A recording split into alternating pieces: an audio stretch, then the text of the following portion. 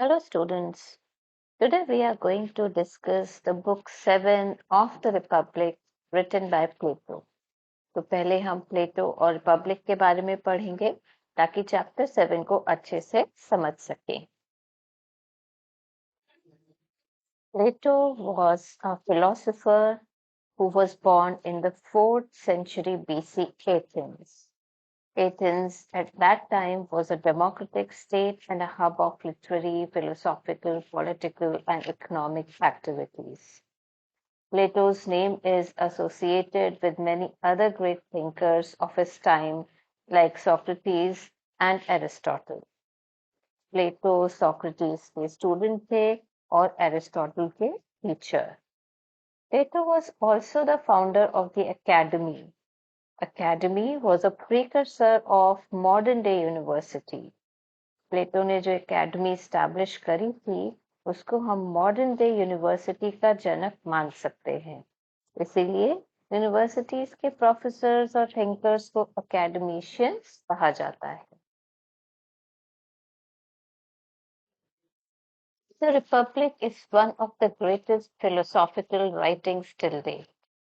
प्लेटो की book the Republic एक philosophical work है जो कि डायलॉग के फॉर्म में लिखा है. डायलॉग का मतलब कॉन्वर्जेशन. पूरी बुक एक कॉन्वर्जेशन या फिर डिबेट है दो लोगों के बीच में.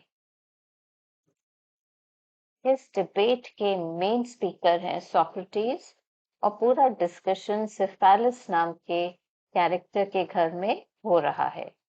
It is Plato's intent in this dialogue to establish philosophically the ideal state, a state that would stand as a model for all emerging or existing societies. Republic में वो एक आइडियल या परफेक्ट स्टेट की कल्पना कर रहे हैं जो कि सारे स्टेट्स फॉलो कर सके. The Republic is divided into 10 books. Public में प्लेटो ने दो मेन क्वेश्चंस पर विचार किया है. The first question is what is justice. Justice क्या है एक इंडिविजुअल के लिए और एक स्टेट के लिए. The second question is the just person happier than the unjust person. Justice और हैप्पीनेस का आपस में क्या रिलेशन है. Now we come to the 7th chapter of the Republic. जैसे कि आपको पता है पूरी बुक डायलॉग फॉर्म में लिखी है तो chapter 7 is a dialogue between Socrates and Glaucon. Socrates is the mouthpiece of Plato in the dialogue. प्लेटो ने अपने विचार सोक्रेटिस कैरेक्टर के माध्यम से हमारे सामने रखे हैं. So Socrates presents the allegory of the cave in this chapter. What is allegory? I have discussed in a separate video. You should watch it. Through the allegory of the cave, Plato has explained the importance of education in our lives. केव के अंदर की conditions और केव के बाहर की conditions के through प्लेटो हमें 4 levels of intellect, 2 levels of belief and 2 levels of knowledge समझाने की कोशिश कर रहे हैं.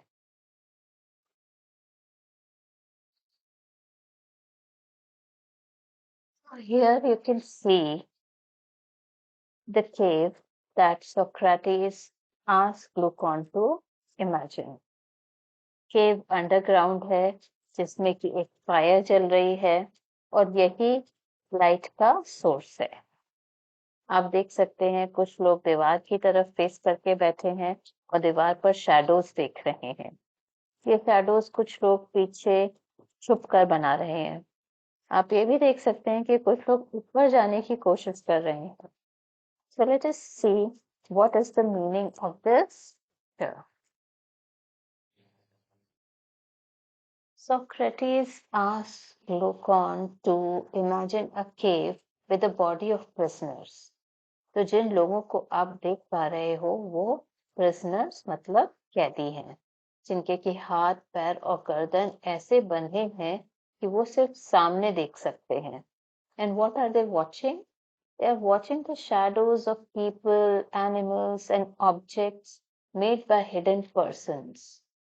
This is the world of shadows.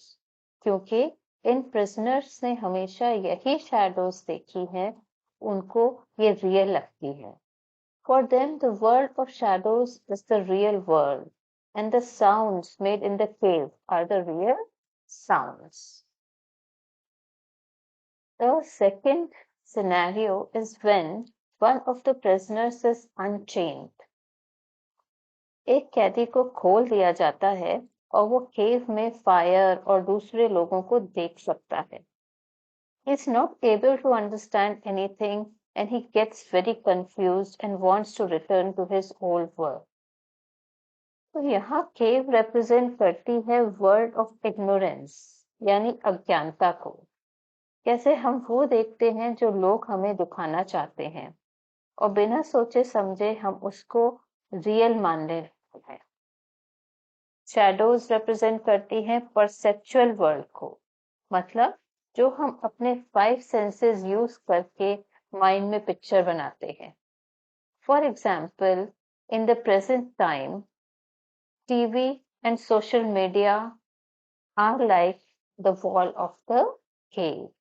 जो वॉल है केव की जिसपे कि लोग शैडोज देख रहे हैं, हम उसको किससे कंपेयर कर सकते हैं आज के टाइम में? सोशल मीडिया और टीवी से. जो टीवी और सोशल मीडिया पर चलता रहता है, हम बिना सोचे समझे उसे रियल या सच मानने लगते.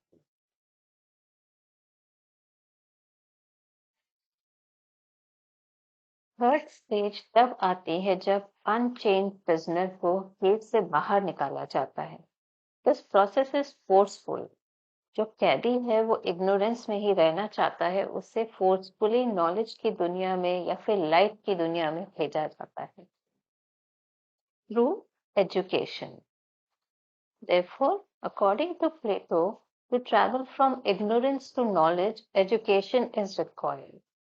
Knowledge changes the way you experience the world. बाहर निकलकर प्रिजनर को समझ में आता है कि जो वो अब तक देख रहा था वो शैडोज थी असली दुनिया की, और वो असली दुनिया को समझने की कोशिश में लग जाता है. Education invokes in him the curiosity to explore and understand the real world and gain knowledge and wisdom.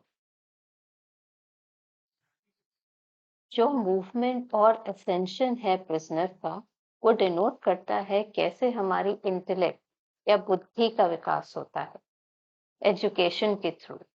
पहली स्टेज है इमेजिनेशन, सेकेंड स्टेज है common sense belief, third is thinking and the fourth is dialectic और knowledge. 4 levels of intellect जो कि प्लेटो ने allegory of the cave के माध्यम से हमें बताए हैं, वो है first imagination, second common sense belief, third is thinking and the fourth is knowledge or wisdom. In the end, Socrates suggests that after the completion of the education of his soul, the prisoner should return back to the cave as philosopher king to teach who are still ignorant. Socrates कहते हैं कि जब prisoner की education complete हो जाए as philosopher king, उसको फिर से cave के अंदर भेज देना चाहिए ताकि वो लोग जो अभी भी अज्ञानता में रह रहे हैं वो उनको सिखा सके. वो ग्लूकॉन से पूछते हैं कि फिलोसोफर किंग जब केव के अंदर जाएंगे तो क्या होगा. तो जब वो उजाले से अंधेरे में जाएंगे तो पहले तो उन्हें कुछ दिखाई नहीं देगा और केव के लोग शायद एजुकेशन को स्वीकार भी ना करें, क्योंकि उनके लिए सत्य वही है जो वो देख रहे हैं, ना कि वो फिलोसोफर उन्हें बता रहे हैं. He suggests that the prisoner's fear of the knowledge is so profound that they would kill anyone attempted to drag them out of the cave. In the book 7, Socrates and Glaucon also discuss in detail what kind of education should be imparted to people. They decide that जब तक कि बच्चे 18 years तक के ना हो जाएं, उन्हें म्यूजिक, पोइट्री और फिजिकल एजुकेशन पढ़ाना चाहिए। जब वो 20 के कंप्लीट हो जाएं, देन कुछ अच्छे स्टूडेंट्स को सेलेक्ट करके उन्हें मैथमेटिक्स, लॉजिक और डायलेक्टिक पढ़ाना चाहिए। 10 इयर्स के बाद जब वो 30 के हो जाएं, फिर से जो है जो स्टूडेंट्स अच्छे हैं और पढ़ना चाहते हैं, उन्हें डायलेक्टिक और भी डिटेल में पढ़ाया जाए और उसके बाद ऑलमोस्ट 15 इयर्स जो है उन्हें रियल वर्ल्ड पॉलिटिक्स में इन्वॉल्व रहना चाहिए। Plato also pointed out that only the willing should be taught. जो पढ़ना चाहते हैं उन्हीं को पढ़ाया जाना चाहिए। एजुकेशन फोर्सफुल नहीं हो सकती। And education should start at an early age because young minds are more receptive than the old ones. So this was the summary of book 7 of